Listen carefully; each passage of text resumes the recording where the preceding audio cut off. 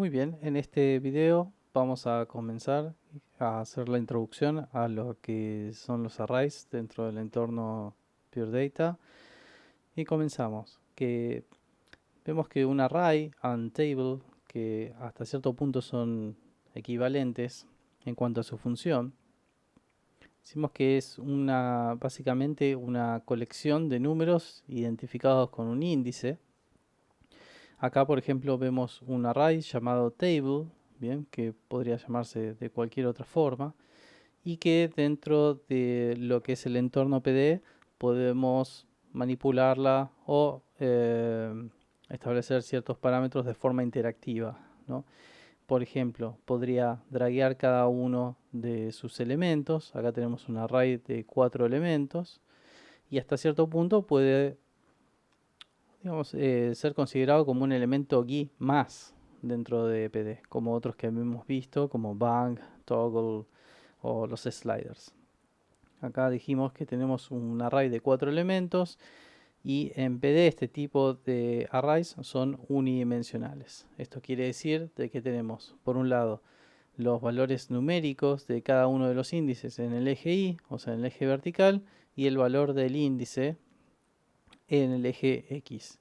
Y acá empecé a hablar de índices. ¿Por qué hablo de índices y por qué hablamos de unidimensionalidad? Porque para obtener el valor de cada uno de los elementos necesito al menos un dato, que es el número del índice. Y esto estamos hablando de que este primer elemento es índice 0, índice 1, 2, 3. Cuando le pido información a la tabla, después veremos con qué objetos, me va a dar el valor numérico de cada uno de estos índices. Bien.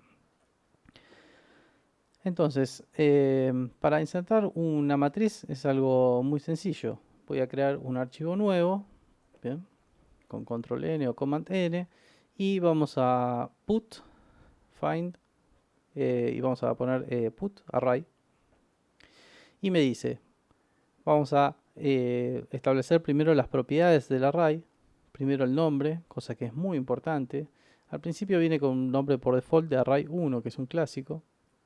Pero nosotros, ¿por qué decimos que es importante? Porque después cuando tengamos que pedirle información al array, o sea, tenemos que, justamente con algunos objetos, para decir, bueno, ¿qué valor tiene tal índice? ¿O qué valores tiene tal grupo de índices? O tengamos que enviarle información directamente al array para sobreescribir el array, vamos a tener que utilizar un nombre específico. Entonces acá le podemos poner cualquier nombre y vamos a ponerle técnicas digitales. Luego tenemos la dimensión de este array, que en este caso tiene 100 elementos. 4 elementos teníamos acá. Bien. Para hacer el mismo, podríamos poner 4. Luego tenemos una opción de salvar contenidos. ¿Por qué sería importante esto? Porque cuando nosotros guardamos el patch, lo cerramos y lo volvemos a abrir, si no está activada esta casilla, el array va a estar reseteado. O sea, todos los valores van a estar en 0.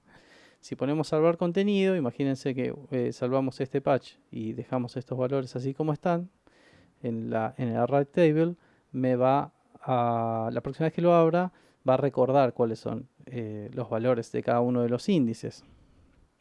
Y luego tenemos diferentes formas que ahora vamos a ver para poder representar esos datos, esto no afecta en nada a los valores numéricos de cada uno de los índices, sino solamente es una forma de representar la información con polígonos, curva poligonal, con puntos o la curva de Visser. Y luego tenemos dos opciones más que veremos más adelante. Habitualmente vamos a usar más que nada esta New Graph. Y vamos a darle adelante. Ok. Y acá tenemos nuestro array. Para poder interactuar tenemos que ir al modo de ejecución, bien, que es con control E o command E, y ahí vemos que tenemos 4 elementos. ¿Okay? Si queremos ir a otras propiedades, a esto ya lo habíamos configurado, acá vemos que tenemos otras características del array para configurar. Primero el rango del eje X, el horizontal, entre 0 y 4, 0 y 4 que estaría representando la dimensión de este array. Y luego tenemos lo que son los tamaños, ¿no? Que después veremos cómo se hace. Y el rango de I. ¿Okay?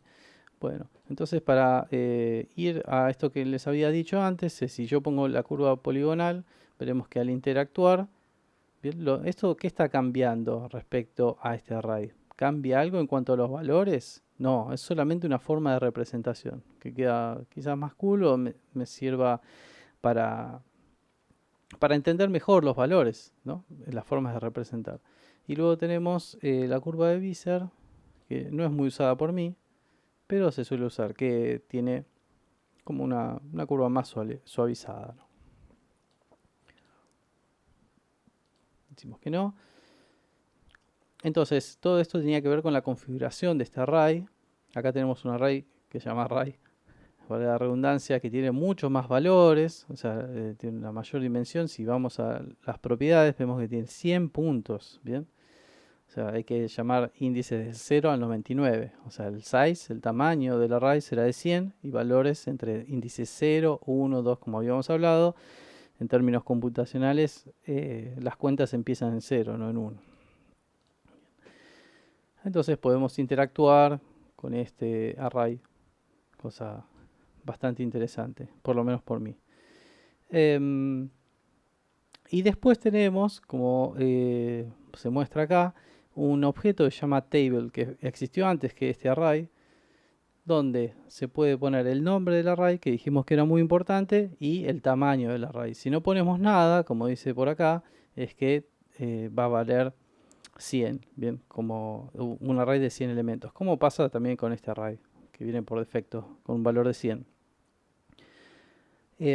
¿Cuál es la ventaja entre este tabele de 4096, de tamaño de 4096? Cuando lo abro, vemos que en realidad adentro hay un subpatch con una gráfica, con un array contenido. Primero, que todo lo que tenga que ver con cuestiones visuales, PD es un poco precario. Bien, si de repente tengo una tabla con muchos puntos, bien, y encima se están graficando, cada uno de esos gráficos de esos puntos se tienen que graficar. Y a veces eso hace de que el proceso de audio o de control sea menos eficiente, por una cuestión de tener que renderizar y dibujar todos esos puntos. Entonces a veces es mejor, si no necesito ver esa tabla, pero sí acceder a la información que tiene la tabla o escribirla, guardarla directamente en un table. O sea, no voy a poder interactuar, pero me despreocupo de ese problema. Y otra cosa interesante es que no tengo que estar redimensionándola todo el tiempo, ¿bien? O sea, por ejemplo, acá si bajo la cantidad de puntos a 50, bien, lo que va a pasar es que no me muestra nada, pero todos los puntos que tenía anteriormente no están más, bien, gráficamente. Después vamos a ver que cuando redimensionemos nos van a quedar como unos puntos por arriba o por abajo, como está pasando acá. Bien, algo importante que después tenemos que chequear, es muy importante, es que los arrays deben tener diferentes nombres, porque si no, eso me va a generar un problema a futuro. Así que en principio sepamos de que después va a haber formas de solventarlo, pero que tenemos que ponerles diferentes nombres seguro.